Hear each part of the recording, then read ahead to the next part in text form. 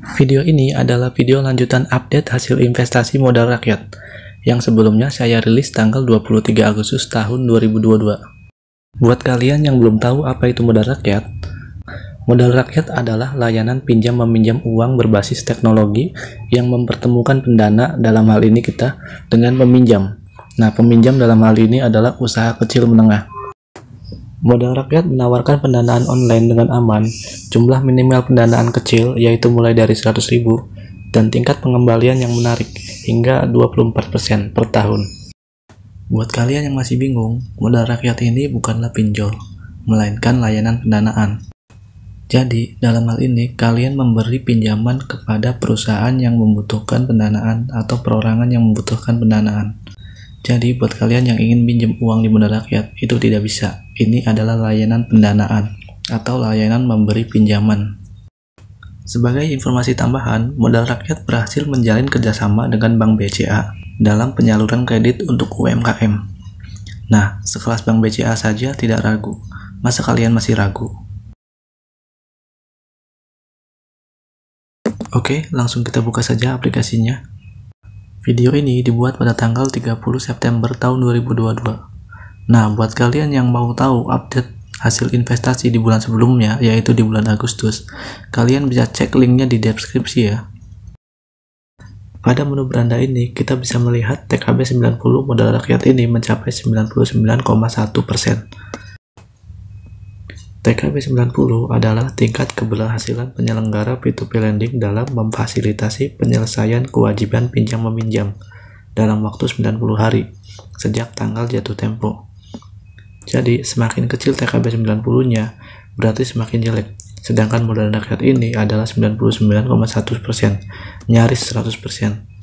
Setahu saya, P2P lending yang TKB 90-nya 100% itu cuma asetku dan alami syariah. Tapi kekurangannya asetku dan alami syariah, pendanaannya itu masih terlalu jarang. Saya sendiri tidak berinvestasi di asetku dan alami syariah.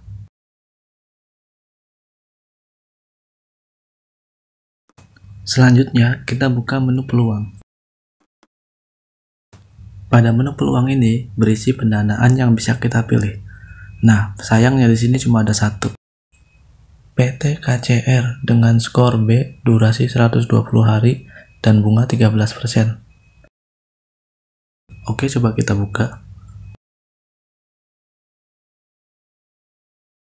Oke, saya akan langsung cek riwayat pendanaannya. Di sini kita bisa melihat ada 9 pendanaan dalam penggalangan dan 65 pendanaan aktif. Banyak sekali pendanaan aktifnya. Walaupun pembayaran terlambatnya masih 0, tapi 65 pendanaan aktif menurut saya terlalu banyak. Jadi saya akan skip dulu pendanaan ini. Selanjutnya, kita ke bagian portofolio.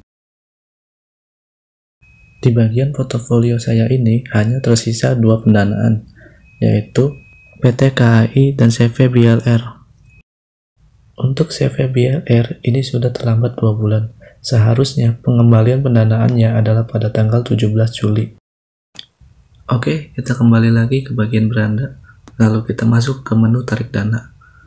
Nah, beberapa hari yang lalu, saya telah menarik sebagian besar dana investasi saya.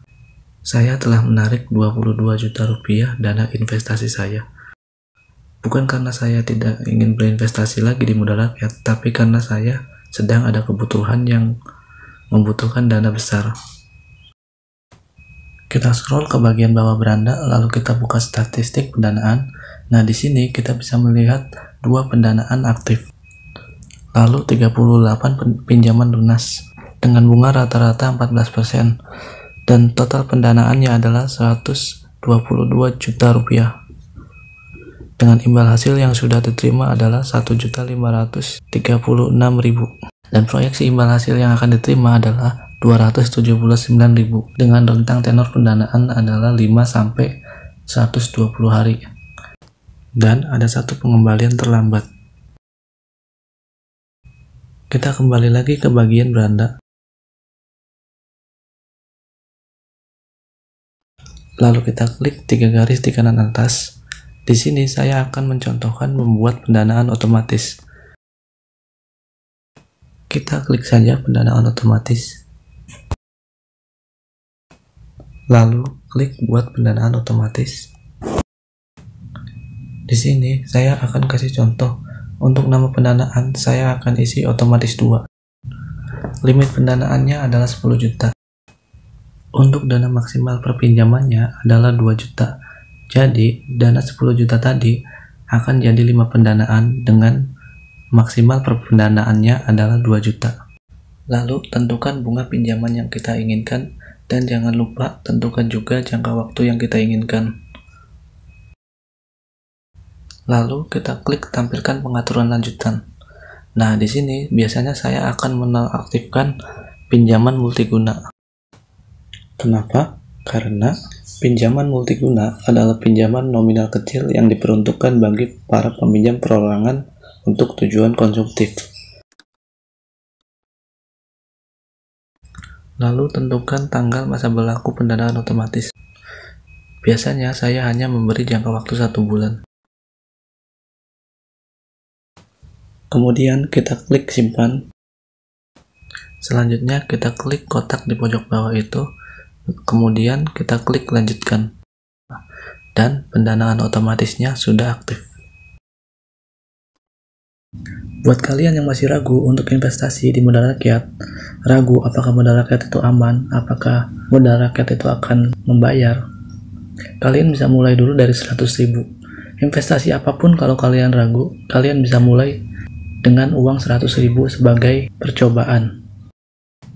Dan nanti ketika kalian sudah merasa yakin, sudah merasa terbiasa dengan sistemnya, kalian bisa mulai menambahkan dana investasi kalian. Dan saran saya buat kalian yang pendapatannya kecil seperti saya, kalian bisa mulai memikirkan bagaimana caranya meningkatkan pendapatan. Karena investasi itu semakin besar modalnya, semakin besar pula keuntungan yang diraih. Maka dari itu, kita jangan cuma fokus berinvestasi saja, kita juga harus fokus memikirkan bagaimana caranya menaikkan pendapatan kita. Yang kedua adalah hindari hutang, apalagi hutang untuk berinvestasi, karena investasi seaman apapun tetap mengandung risiko. Jadi saran saya, hindari hutang, apalagi hutang untuk berinvestasi. Oke, segitu saja video kali ini. Jangan lupa tekan tombol jempol ke atas, lalu komen, serta subscribe, supaya Anda tidak ketinggalan video terbaru dari channel ini. Terima kasih.